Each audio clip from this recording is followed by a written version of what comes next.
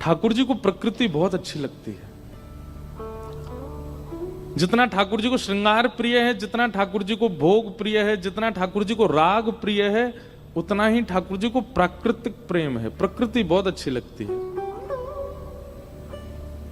अब हमारे ठाकुर जी मंदिरों में बैठे हैं, लेकिन जब प्रकट लीला करते थे तब ठाकुर जी कुंजों में ही रहते थे, वृक्षों के नीचे ही रहते थे, यमुना तट पर रहते थे, रज में ही लौटते थे। और हमने नाम तो किया, तिलक तो लगाया, एकादशी तो की, कंठी माला तो पहनी, लेकिन प्रकृति का सर्वनाश कर दिया। ठाकुर जी कह रहे हैं मतलब मोए मेरे घर ते निकार के मेरी पूजा कर रहे हो। वन तो तुमने नष्ट कर दिया और आराधना मेरी कर रहे हो। इसीलिए हमें लगता है कि किसी काल में किसी भक्त की जरा सी पुकार पे ठाकुर जी बोल पड़ते थे, और आज इतना रोते हैं हम फिर भी ठाकुर जी बोलते नहीं, क्योंकि नाराज हैं हमसे।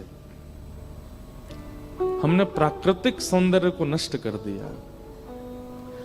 मैं स्वयं वृंदावन वासी हूं और हमें यह बात कहने में बहुत लज्जा भी आती है कि पिछले 5-6 वर्षों में हमने यमुना जी का आचमन नहीं किया होगा।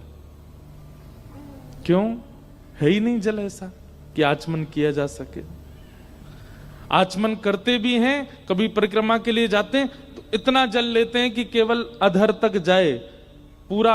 जैसे गंगा जी में ऋषिकेश हो, हमारी हरिद्वार में पूरा अंजलि में भर के जल आप पान कर सकते हो, ऐसे जल हमने कब से नहीं पिया होगा यमुना जी का।